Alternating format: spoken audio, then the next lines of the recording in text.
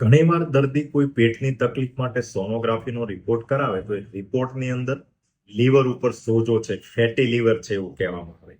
તો દર્દીને પ્રશ્ન એ થાય કે જનરલી લીવર ઉપર સોજો તો આલ્કોહોલ એટલે કે દારૂ પીતા હોય એમાં આવતો હોય, પરંતુ હું તો નોન આલ્કોહોલિક એટલે કે દારૂ નથી પીતો, છતાં પણ લીવર ઉપર સોજો કેમ આવે? તો આ શું છે? તો આ રોગને non alcoholic fatty liver disease કહેવામાં આવે. તો ફેટી લીવર શું છે?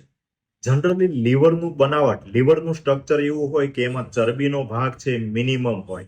નોર્મલી લીવરના સ્ટ્રક્ચરમાં 5% કરતા પણ ઓછો ચરબીનો ભાગ હોય. જ્યારે આપણે જીવનશૈલી તથા અયોગ્ય આહારના લીધે લીવરમાં વધારે પડતી ચરબી જમા થાય, એટલે કે 5 થી 10% વધારે લીવરની અંદર ચરબી હોય તો એને ફેટી લીવર કહેવામાં આવે. શરીરના બીજા ભાગમાં ચરબી જમા થાય એના કરતા લીવરની અંદર ચરબી જમા થાય તો શું કામ વધુ પ્રોબ્લેમ થાય? કારણ કે આપણું લીવર છે એક એવું કહી શકાય કે 500 કરતા વધારે પ્રકારના કેમિકલ બનાવવાની ફેક્ટરી છે, જે આપણે નોર્મલી ખોરાક લઈએ, ફૂડનું પ્રોસેસિંગ કરે તથા શરીરમાંથી જે ટોક્સિન્સ પેદા થતા હોય ટોક્સિન્સને રિમૂવ કરે અને એનર્જી બેલેન્સ માટેનો ખૂબ જ અગત્યનું કામ કરતું હોય.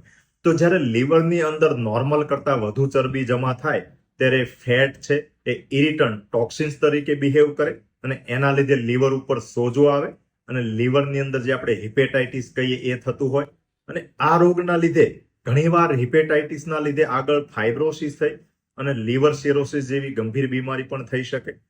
આ ઉપરાંત ઘણીવાર અમુક કેસમાં લીવરનું કેન્સર થવાની શક્યતાઓ પણ રહેતી હોય. તો ફેટી લીવર છે એ કોઈ ગંભીર નથી, પરંતુ એના માટે જો ધ્યાન નહીં આપવામાં આવે તો ફેટી લીવર પ્રોગ્રેસ થઈ અને બીજા ડિઝીઝ કરવાની શક્યતાઓ રહેતી હોય છે. તો આપણે આગલા વિડીયોમાં જોઈશું કે ફેટી લીવર મટાડવા માટે આપણે શું કરી શકીએ.